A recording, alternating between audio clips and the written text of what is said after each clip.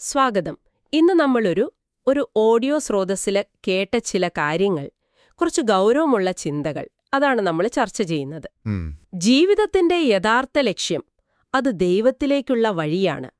പിന്നെ ആ വഴിയിലില്ലാത്തവരോട് നമുക്ക്, അതായത് വിശ്വാസികൾക്ക്, ഒരു ഉത്തരവാദിത്വമുണ്ട് എന്നൊക്കെയാണ് ഇതിൽ പറയുന്നത്. അതെ അതെ. അപ്പോ ഈ വിഷയത്തിലേക്ക് ഒന്ന് ആഴത്തിലിറങ്ങിച്ചല്ല അല്ലേ? തീർച്ചയായും. ഇതിലെ പ്രധാന ചോദ്യം, ദൈവത്തിൽ വിശ്വസിക്കുന്ന ഒരാൾക്ക് ആ ഒരു വിശ്വാസവഴിയിലില്ലാത്ത ആളുകളോട്, ചുറ്റുമുള്ളവരോട് എന്താണ് കടമ? അതാണ്. ശരിയാണ്. അതൊരു വ്യക്തിപരമായ കാര്യം മാത്രമല്ല, ഒരു സാമൂഹികമായ തലം കൂടിയുണ്ട് ഇതിന്. നമുക്കതിലേക്ക് കടക്കാം. ഓക്കെ.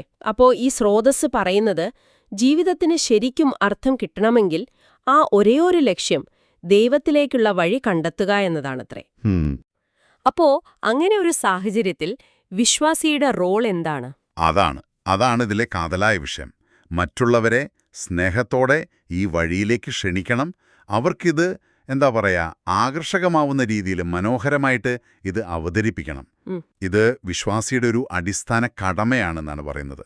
വെറുമൊരു സൈഡ് കാര്യമല്ല. ഓ, അപ്പൊ ഇതൊരു ഓപ്ഷണൽ കാര്യമല്ല. അല്ല.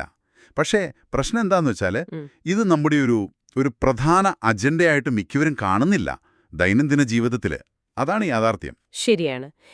ഈ ഉത്തരവാദിത്വത്തെക്കുറിച്ച് പറയുമ്പോഴാണ് അതിലൊരു വാക്കുപയോഗിച്ചത്, പരലോക നേതാവ്, ലാസ്റ്റ് ഡേ ലീഡർ.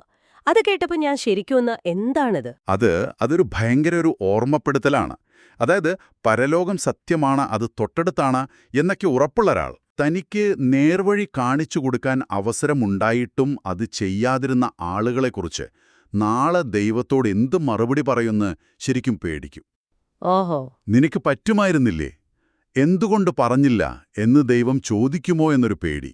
ആ ഒരു ഉത്തരവാദിത്വബോധം, അതാണ് ആ ഒരു പ്രയോഗത്തിൽ വരുന്നത്. പക്ഷെ നമ്മളെപ്പോഴും കേൾക്കുന്ന ഒരു കാര്യമുണ്ടല്ലോ, അതായത് ഹിദായത്ത്, നേർവഴി കാണിക്കുന്നത് ദൈവമാണ്, അല്ലാഹുവാണ്. പിന്നെ നമ്മൾ എന്തിനാ ഇതിൽ ഇടപെടുന്നത്? നല്ല ചോദ്യമാണ്. സ്രോതസ് അതിനും മറുപടി പറയുന്നുണ്ട്. ശരിയാണ്, ഹിദായത്ത് കൊടുക്കുന്നത് അല്ലാഹുവാണ്, അതിൽ സംശയമില്ല.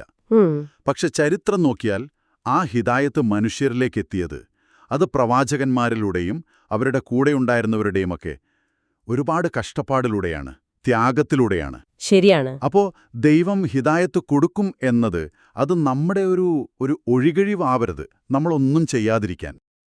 മനസ്സിലായി. ദൈവം ഒരുപക്ഷെ നമ്മളെ ഒരു ഉപകരണമാക്കുകയാണ് ആ മാർഗദർശനത്തിന്. അപ്പോ ഈ ഉത്തരവാദിത്വബോധം, പിന്നെ ദൈവമാണ് ഹിദായത്ത് നൽകുന്നത് എന്ന യാഥാർത്ഥ്യം, ഇന്നത്തെ ഒരവസ്ഥ, ഇതൊക്കെ വെച്ച് നോക്കുമ്പോൾ സ്രോതസ് എന്താ പറയുന്നത് നമ്മുടെ ഇപ്പോഴത്തെ ശ്രമങ്ങളെക്കുറിച്ച്? അവിടെയാണ് കുറച്ചു കടുത്ത ഭാഷയിൽ തന്നെ പറയുന്നത്. ഇന്നത്തെ വിശ്വാസികളുടെ ഭാഗത്തു നിന്നുള്ള ഒരു കൂട്ടായ ശ്രമം അത് തീരെയില്ല, അല്ലെങ്കിൽ വളരെ കുറവാണ്. ചിലപ്പോഴത് ഒരു നാണക്കേടുണ്ടാക്കുന്ന അവസ്ഥയിലാണ് എന്നും പറയുന്നു. അത്രയ്ക്ക് മോശമാണെന്നാണോ? ഒരുതരം ആത്മവിശ്വാസക്കുറവ്, പിന്നെ എന്തിനേയും പ്രതിരോധിക്കാൻ മാത്രം നിൽക്കുന്നൊരു രീതി, അതാണ് കാരണമായിട്ട് കാണുന്നത്.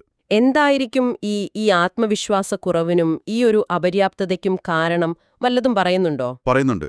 പ്രധാനമായിട്ടും പറയുന്നത് ദുനിയാവ്, അതായത് ഈ ലോകം, ഇവിടുത്തെ കാര്യങ്ങൾ, സുഖങ്ങൾ, അതിൽ നമ്മൾ ഒരുപാട് മുഴുകിപ്പോയി.